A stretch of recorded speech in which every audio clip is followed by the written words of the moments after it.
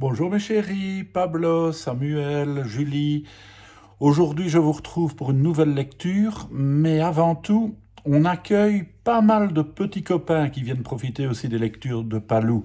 Alors, pour leur dire bonjour et n'oublier personne, je lis. Bonjour à Élise, Arthur, Youssef, Souleyman, Nelia, Selim, Maïra, Shaima, Ryan, Nisrin, Lou, William, Thomas, Fanny, Azedine et Souleyman, Axel, Léa, Pauline, Sacha, Souheil, Naïl, Tao et Mani. Et maintenant, je vous propose de découvrir l'histoire du jour. Nous allons parler de Berlingot, qui, paraît-il, est un super-héros.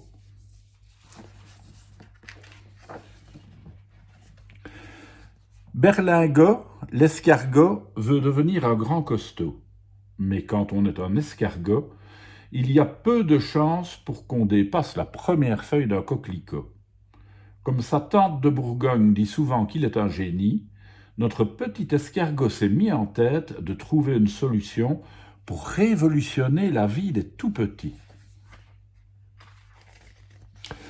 Il faut élaborer un plan pour que les escargots puissent être aussi hauts que les pavots, déclare fièrement Berlingot. Et pourquoi donc demande Papy Gris à son petit. J'en ai assez d'être un rikiki. Je voudrais voir au-dessus des fleurs. Mais Papy Gris a trop de choses à faire pour continuer la discussion sur ce genre de rêverie. Malgré tout, il prend le temps d'aller chercher dans sa bibliothèque personnelle un livre très intéressant qu'il tend à Berlingot. Notre petit escargot est tout de suite captivé. Ce livre permet de voir toutes sortes de fleurs et d'oiseaux de très près.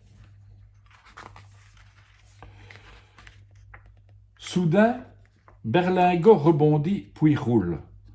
J'ai trouvé. Je vais construire des ailes comme celles des oiseaux. Comme ça, je pourrai voir en vrai ce qu'il y a dans les coquelicots. Berlingot met un sac sur sa coquille et le voilà parti pour une récolte de plumes. Son sac gonfle très vite, car il en trouve des quantités sous les nids. Il est enchanté. De retour sous ses œillets préférés, il s'organise pour coller les plumes minutieusement. Les grandes plumes dessus, les plus petites en dessous. Impressionnant. Berlingot a réussi à fabriquer 2 ailes. Ce n'est pas terminé. Berlingot a tout prévu. Avec une ceinture de son papy, il fixe les ailes de chaque côté de sa coquille. Maintenant, je me mets dans le sens du vent et j'attends bien sagement la prochaine bourrasque. Berlingot n'a pas le temps de finir sa phrase que le voilà déjà emporté par le vent.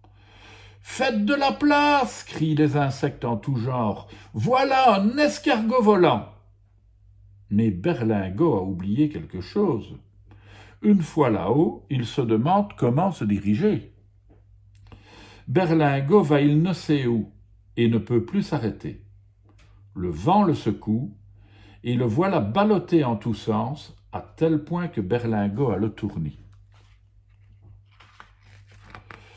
Tout à coup, « Attention !» crie Berlingot, « je ne peux pas m'arrêter !»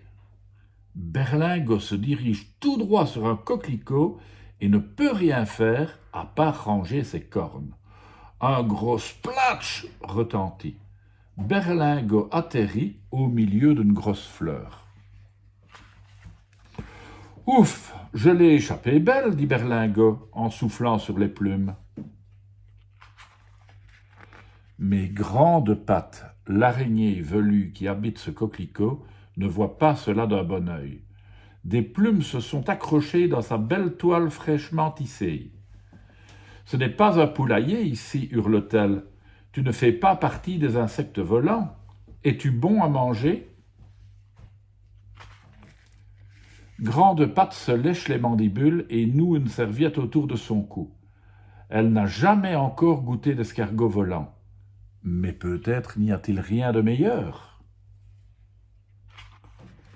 Berlingot est terrifié. Il ne peut plus parler. Ce n'est pas ainsi qu'il imaginait son premier vol. Mais sans avoir à réfléchir longtemps et sans que Grande-Patte ait le temps de réagir, il rentre vite dans sa coquille qui roule, tombe, roule et roule. Lorsqu'il s'arrête enfin, Berlingot est bien loin de cette fleur rouge habitée par l'araignée poilue. Il est un peu chamboulé, mais très heureux d'être sur le sol. Là, il se sent à l'aise, c'est son domaine. Finalement, ce n'est pas grave d'être petit. Ce qu'il y a dans les fleurs, il pourra le voir en lisant des livres avec Papy Gris, sans prendre le risque de rencontrer pour de vrai une araignée affamée, capable de dévorer les escargots en une seule bouchée. Et voilà les enfants, la fin de l'histoire de Berlingot. On se retrouve demain, si vous le voulez bien, pour une autre histoire.